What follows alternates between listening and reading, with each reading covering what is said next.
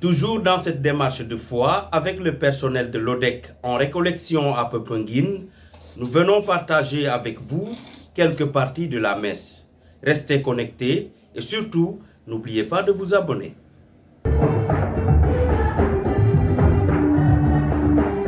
Récriminés contre lui. Cet homme fait bon accueil aux pécheurs, et il mange avec eux. Alors Jésus leur dit cette parabole. Un homme avait 2 fils. Le plus jeune dit à son père, « Père, donne-moi la part de fortune qui me revient. » Et le père leur partagea ses biens.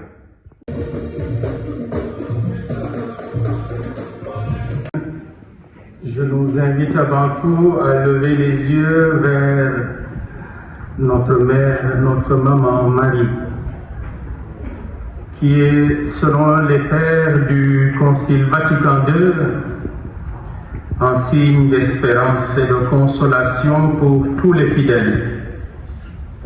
C'est au numéro 68 de la Constitution sur l'Église Lumen Gentium. Femme d'espérance au pied de la croix, et dans cette fameuse posture immortalisée par l'icône de la Pietà. Laissons-la nous accompagner et nous aider dans nos velléités de découragement, de démobilisation ou même de désespoir. Devant toutes les croix avec lesquelles nous sommes arrivés peut-être ici ce matin, oui, frères et sœurs, souvenons-nous avec beaucoup de foi et beaucoup d'espérance que notre Seigneur Jésus-Christ nous l'a donné comme mère. Et maintenant, comme Saint Jean à la Sainte Seine, écoutons battre le cœur de Dieu à travers sa parole que nous venons d'entendre. Un père avait 2 fils.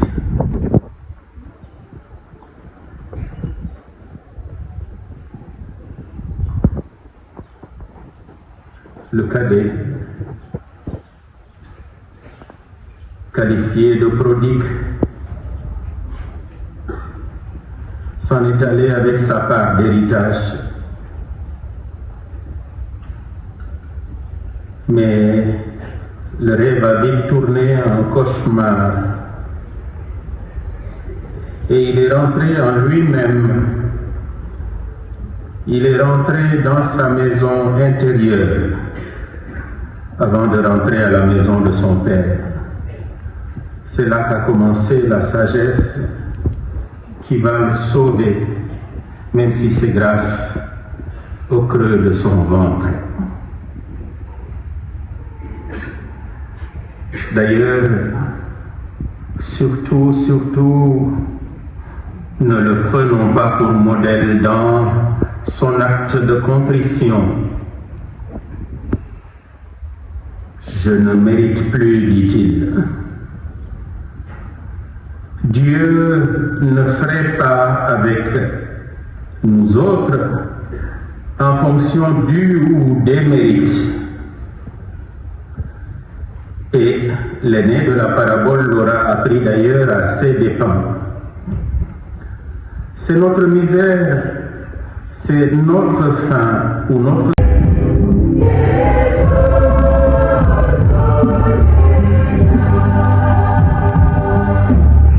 Dieu très bon, nous te prions pour ton Église, signe visible de ta présence et de ton amour. Continue de la vivifier de ton esprit de vérité, afin que face aux mutations et aux défis de ce monde, elle soit toujours porteuse d'espérance. Ensemble, prions. Fidèle et qui gouverne toutes choses avec sagesse et justice. Nous te confions toutes les personnes qui exercent des responsabilités politiques et administratives. Assistez-les de ton esprit de lumière pour un service dévoué dans le respect, la justice et l'humilité. Ensemble, prions. En cette année jubilaire qui fait de nous des pèlerins d'espérance, nous te prions, Saint Jean-Baptiste de la Salle, pour que tu nous guides et nous inspires.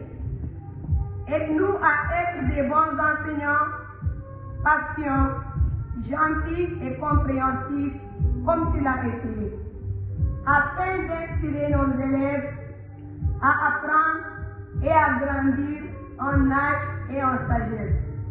Avec Marie, notre Mère, ensemble, supplions le Maître de la vie.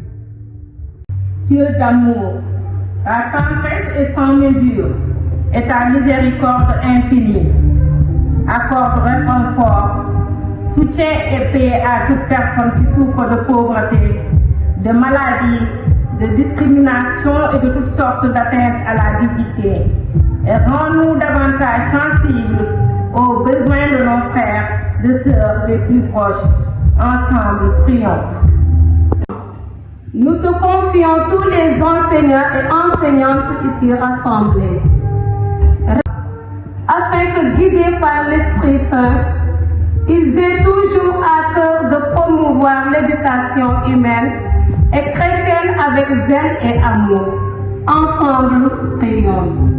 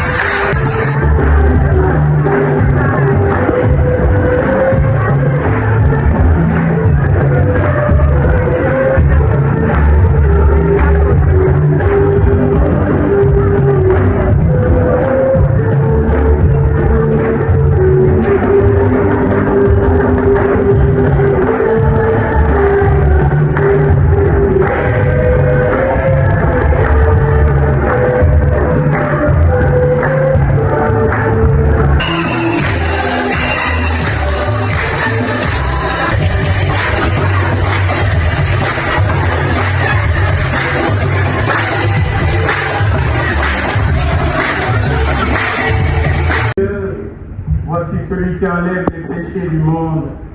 Heureux les invités au festin des noces de l'agneau.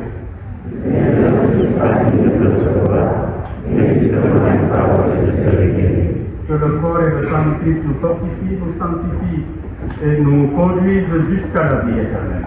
Amen.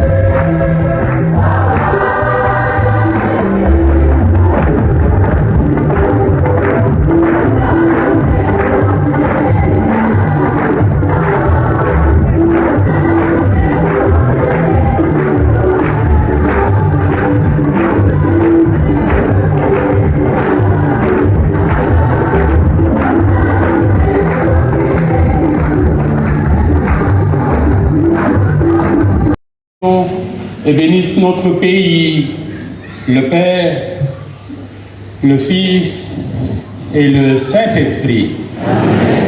Allez dans la paix du Christ.